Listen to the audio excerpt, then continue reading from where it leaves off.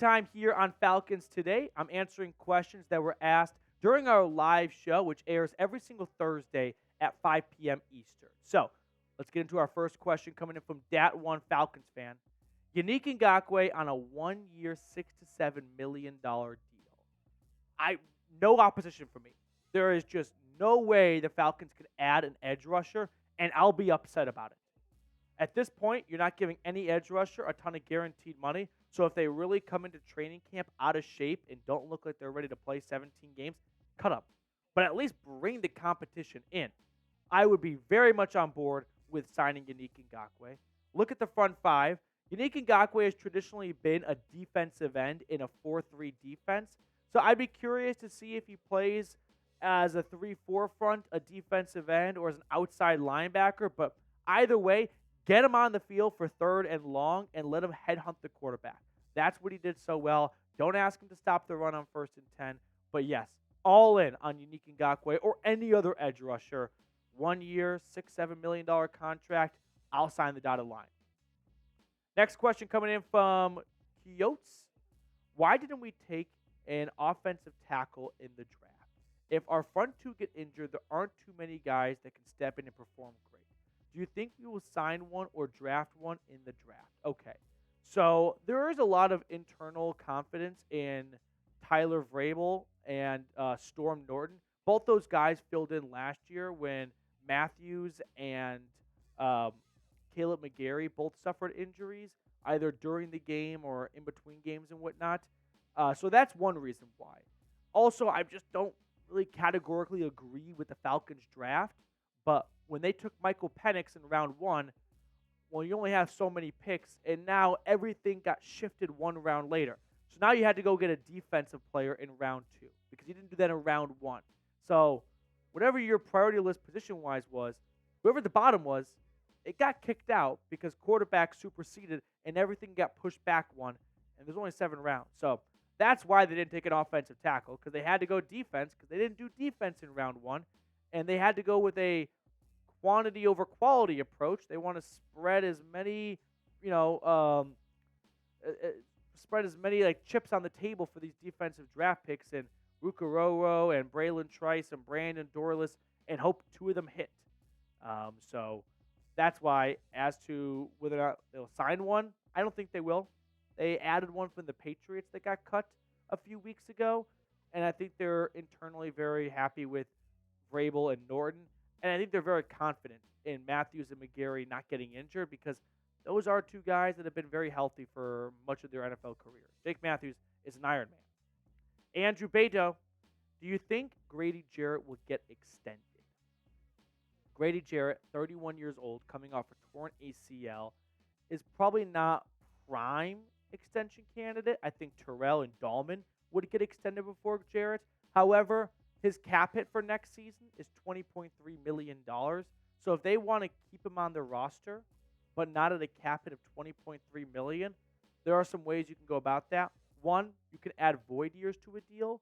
Now, void years are something that some organizations lead into more than others. Usually, if you have an owner that will green light a lot of spending, then the GM will add void years to contract. Void years, for those of you that don't know, they are mythological years added onto a player's contract. Let's say you sign a guy to a 3-year contract and you put 3 void years on, and he's got $30 million in cap hit. Well, you could spread those $30 million over 3 years by doing 10 a year. Or you could spread it over 6 years and bring it down to $5 million a year. So if you've got an owner that's okay with spending money over a longer period of time, then you could add the void years. Arthur Blank has been pretty liberal in his spending, but not the most liberal. There are definitely owners that spend more than the Falcons. So if the Falcons want to lower Grady Jarrett's cap hit and they don't want to do void years to do that, they could extend him a year or 2, spread that cap hit out over more seasons, and they could feel like that's someone worthy of an extension because it's Grady Jarrett. He's been so reliable for us for a decade at this point. Archangel, which Falcons player, an underdog, are we overlooking as fans that could possibly have the biggest impact in helping this team get over the hump and into the playoffs and possibly go deep? I'll give you one on offense and one on defense. On offense, I think it has to be Darnell Mooney. You know what you have in Drake London. The guy put up nearly back-to-back 1,000-yard seasons with Marcus Mariota, Desmond Ridder, and Taylor Heineke as his quarterback. Imagine what he's going to do with Kirk Cousins. It's going to be 1,100 yards and 8 touchdowns, guaranteed. However, teams are going to hone in on Drake London. So can Darnell Mooney live up to the 3-year, $39 million payday and be a true number 2 wide receiver? So that's going to be someone that will play a huge role if the Falcons get over the hump in doing so. Defensively, I think it's got to be Arnold Ebiketie. Last year, 6 sacks. That's the highest sack leader returning on this team's roster from a season ago. It's got to be Arnold Ebiketie to push the Falcons' defense not over the top, but to manageable. To like, okay, this isn't a defense that anyone's going to add in their fantasy football leagues, but it's not going to be the worst defense in football. As sad as this sounds, I think the goal for the Falcons' defense this year is don't be embarrassing. Don't be a laughingstock. Just tread water. Be the 18th to 24th ranked defense. And with the investments they've made offensively, that could hopefully be enough to get them to 10, maybe 11 wins. We got Black Mario, 618. Will the Falcons bring in another wide receiver? I sure hope so.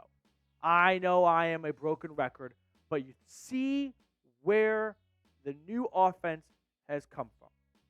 Your offensive coordinator, Zach Robinson, from the Rams, who led the NFL in 11 personnel usage last year, which is 1 running back, 1 tight end, 3 wide receivers.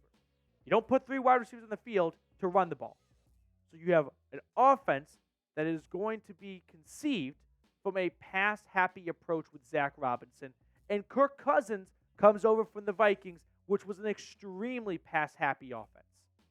So if you're going to have a pass-happy offense, this is no longer the era of you need just 1 good wide receiver and a solid second. You need 2 legit wide receivers to hang with the best of them. And then you need a third in case something happens to one of those top 2 guys.